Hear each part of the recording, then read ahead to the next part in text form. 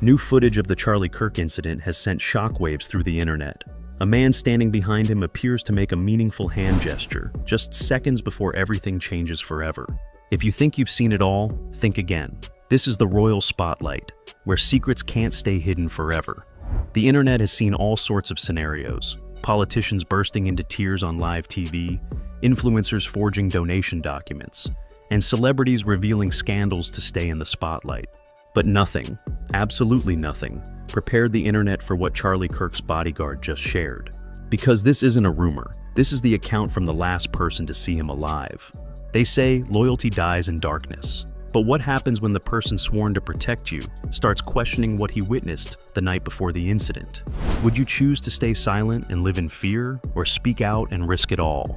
The internet couldn't believe it, and neither would you. Because as soon as he spoke, the entire story about Charlie and Erica Kirk that everyone thought they knew was turned upside down. One person wrote in the comments, "Look at every frame." And trust me, what's coming next is even more shocking. It started quietly, like most stories with clever cover-ups. No big headlines, no viral hashtags, just one name missing from the guest list, and a new name appearing in corporate profiles.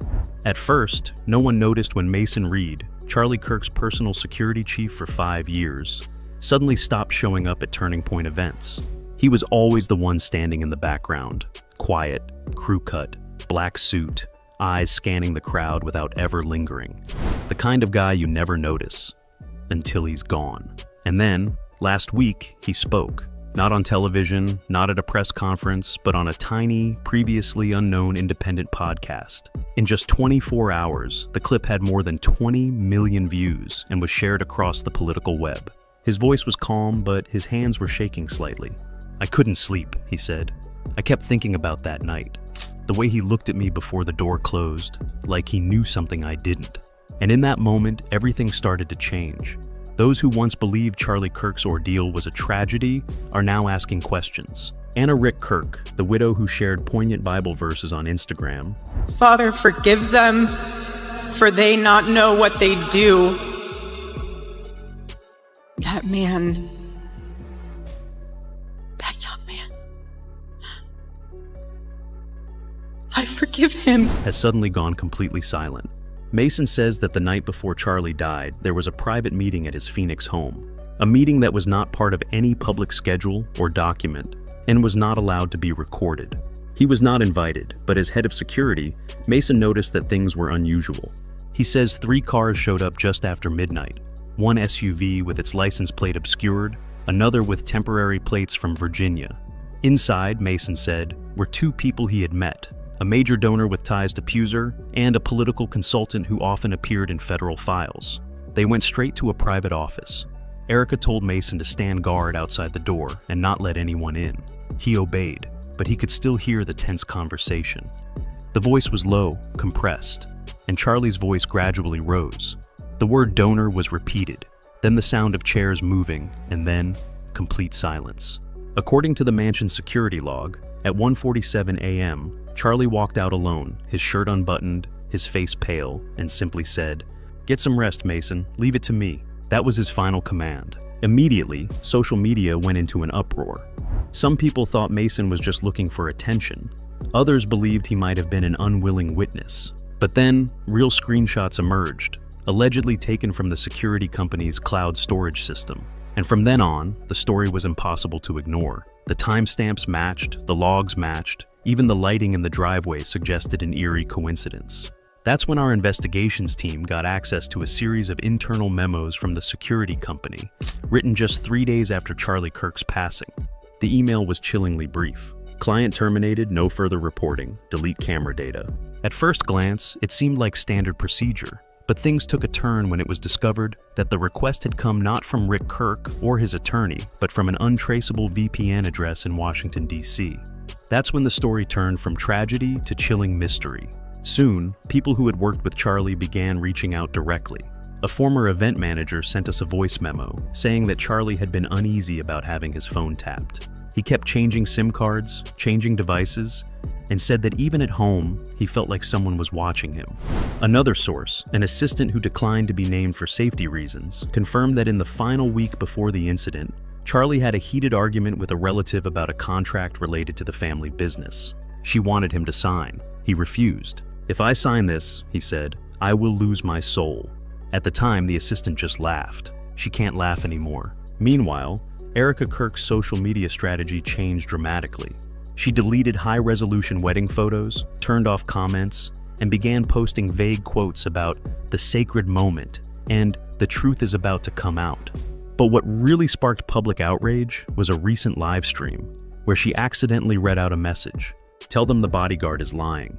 The comments section exploded within minutes. People started spamming hashtags like "Who is she talking to?" and "Justice for Charlie." And just hours later, Mason Reed's podcast, where he recounted the whole thing, was taken down, citing violation of privacy.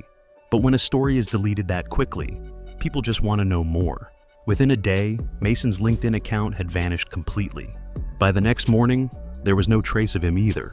Neighbors told local reporters that his apartment looked like it had been thoroughly cleaned. The laptop was gone, the phone was gone, but the plants were still watered regularly. People were connecting the dots, seeing a familiar pattern, the same as the Tusa whistleblower who had mysteriously disappeared after speaking out about questionable donations a few months earlier.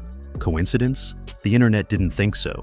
And then, a detail that couldn't be ignored. An audio recording posted on an anonymous Telegram account claiming to be Mason.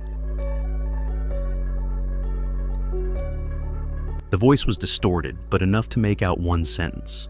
"If anything happens to me, check the cameras in the garage. We tried, we really tried." But when we contacted the security company to verify, they denied the existence of any cameras. Except, we found the installation invoice. And on that invoice, there was a familiar signature, Erica Kirk's mother. And so, from a personal incident, the story suddenly turned into a real maze. That's when the story stopped being about loss and started being about power, and the people who wield it. Because Mason was there the night before Charlie Kirk died, and what he witnessed that night still haunts him to this day. Mason says it wasn't just a debate. He heard names, dates, and numbers linked together in a way that went beyond any marriage or political movement. But what he didn't dare say was the most important piece of the puzzle. Who was on the other end of the call Erica received at 1:53 a.m.? During the broadcast, Mason paused, his eyes averted from the camera, and then said something that blew up online. Let's just say it's someone who has never lost an election. That statement ignited a firestorm. Internet users immediately linked the events to powerful figures, campaign donors, and even international advisors. On Reddit, timeline analysis, private flight screenshots, and travel maps popped up like mushrooms after a rain. For the first time, major media outlets had to publicly address what they had once dismissed as online rumors. CNN aired a segment headlined, "Unverified claims about the Kirk incident are spreading like wildfire." Fox News called it a digital witch hunt. But behind the scenes, reporters from both sides were quietly texting, demanding a copy of the original recording. And that's when we knew this story had spiraled out of anyone's control, and that's when things got grimmest. Because just before we could send any data, our internal email archive was compromised. Some files were corrupted beyond repair, and 2 major hard drives crashed overnight. Coincidence? Maybe, but after weeks of following the Charlie Kirk story, I no longer believe in coincidences. What happened that night at Charlie's house has never been made public.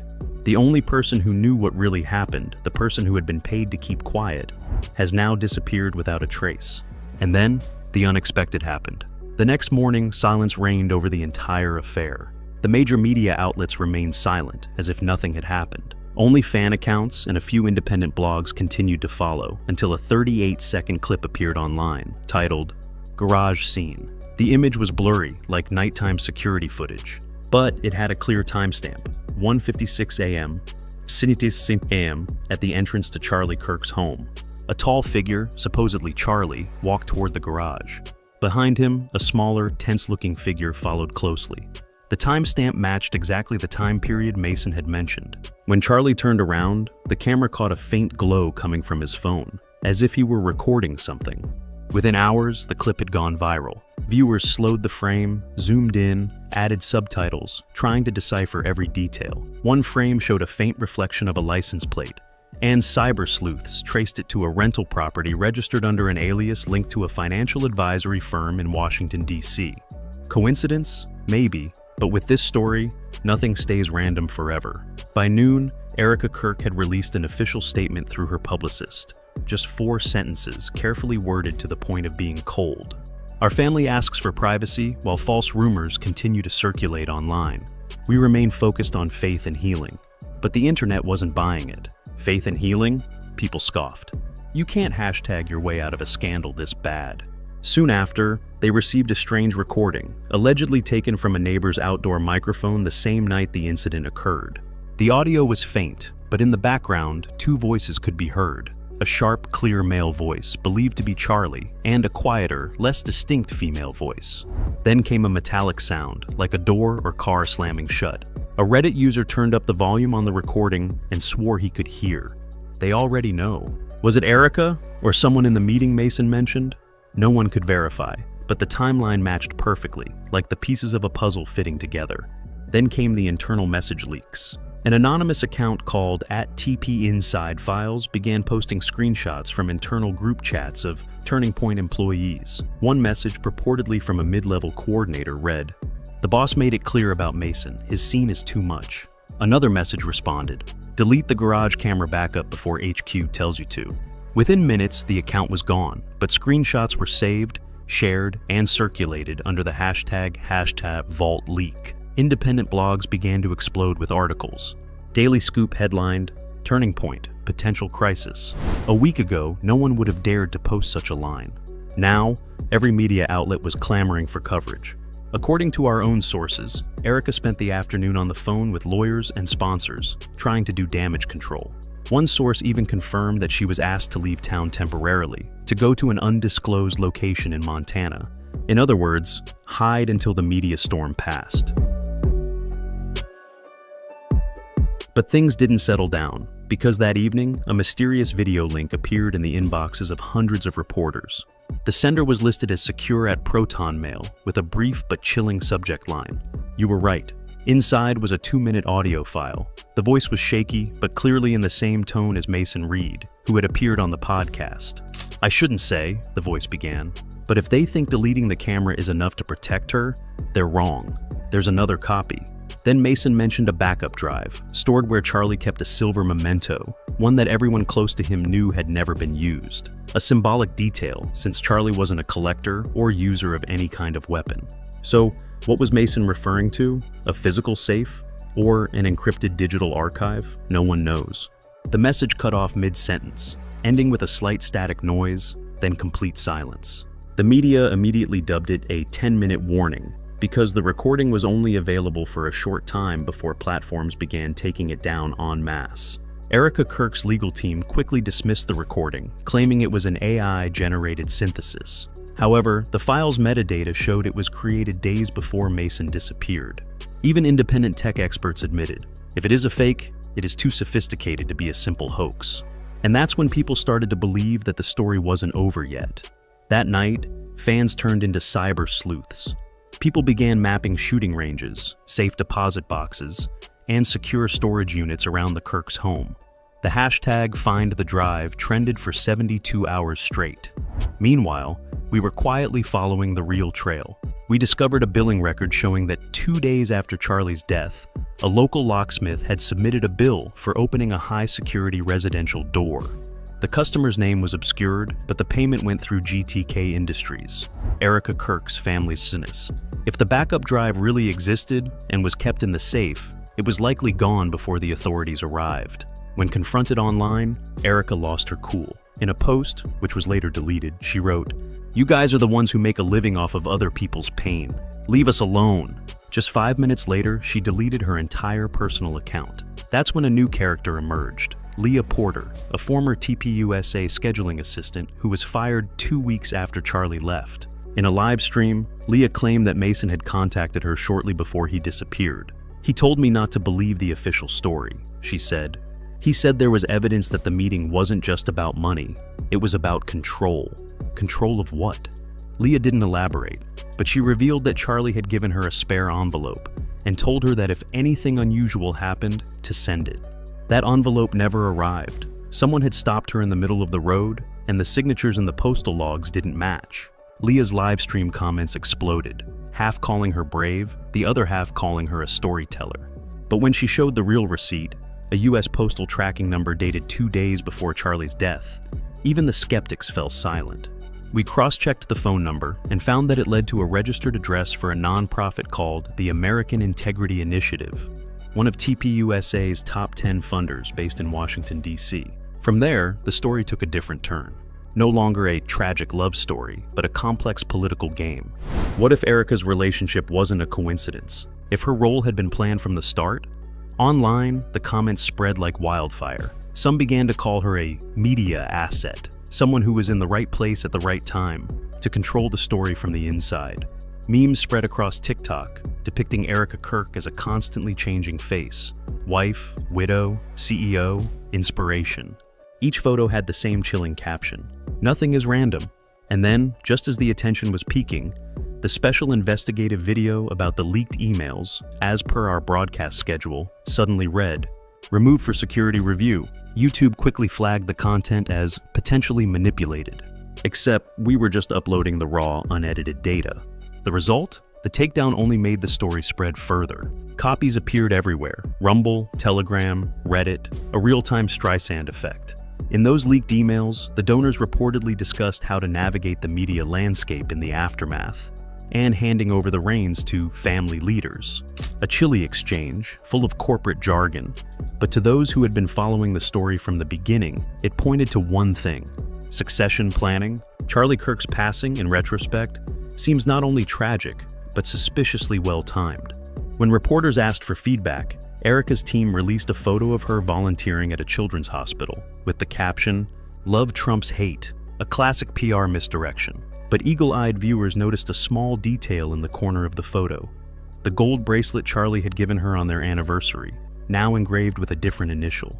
No longer CKJV, as before, but a completely new acronym. Within hours, the internet had matched it to J.D. Vance, a close political ally of TPUSA. Immediately, speculation exploded. Was this the man Mason had been referring to when he talked about the man who never lost an election? Vance's office immediately denied it, calling it internet fiction. But the damage had been done. From podcasts, to TikTok breakdowns, to late-night shows, all of them opening with the same line: "The Bodyguard was right." At that point, even Mason's skeptics stopped talking. Because if all of this was fake, then he would have to be a tech genius who could have accessed federal databases, private photos, and donor emails, while still missing. So, where is Mason Reed? Rumors swirl around him like puzzle pieces. Some say he crossed the border into Mexico under a false identity. Others believe he's being protected by a special program. But the latest theory is shocking: that Mason never left Arizona and is secretly watching it all. Online, someone swears he saw him in a recent prayer video, standing close to the fence, wearing a hooded sweatshirt, avoiding the camera. He may be hiding in the crowd, and perhaps he's preparing to release the final piece of evidence: himself. Whatever the truth, one thing has become clear: the people who once controlled this story are gone. The internet has taken over, and the internet never forgets. But just when everyone thought the truth was about to come out, a new name popped up and changed the course of the investigation entirely. Not a donor, not a politician, but the person closest to Erica Kirk, Rachel Vaughn, her personal assistant for more than 3 years, who organized the memorial service and handled all of Charlie's estate paperwork. At first, no one noticed when Rachel's LinkedIn account quietly disappeared. But then an anonymous whistleblower sent a 14-page PDF file marked personal correspondence. Inside were a series of emails between Erica and Rachel, spanning the weeks before and after Charlie's demise. They weren't work emails, they were strategic memos. One line silenced everyone: "Once the transition is complete, please confirm the level of commitment from donors." Just one sentence, but enough to make everyone realize that this incident may not just be a personal loss, but also a calculated move in a much larger game of power. One of the most chilling emails read, "The message must be compassionate but firm. We cannot allow empathy to be misinterpreted as guilt." This was recorded just 36 hours after Charlie's memorial service. Another file shows that internal communications spending approvals were signed by EK Interim. Although the board had not yet announced a replacement, Erica had taken over the leadership role before Charlie's family had even received his personal belongings. The revelation sent social media into a frenzy. Those who had begun to cool off were now outraged. One tweet, shared tens of thousands of times, read, "She planned the promotion like it was a brand launch." Another quipped, "Love didn't end that night, it was a promotion." As the hashtags resurfaced, Rachel Vaughn's name reappeared, not online, but in real life. She was spotted outside a Scottsdale coffee shop by paparazzi, her face tense, her hands shaking, her phone clenched. When a reporter asked loudly, "Did Erica really ask you to sign for her?" Rachel paused, then said a chilling sentence, "You have no idea what they can do." Then she hurried away. The car sped away before anyone could get close.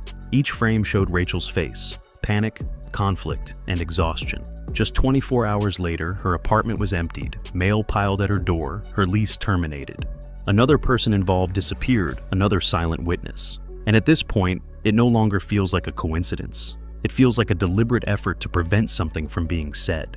Erica resurfaced with a new account, Ari Koliv's Faith, from politician to healing coach.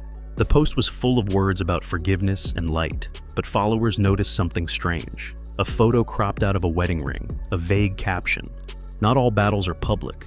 We traced it. The live stream was from a Montana resort, owned by a sponsor who had been present that fateful night. The story was now a web of money, power, and manipulation.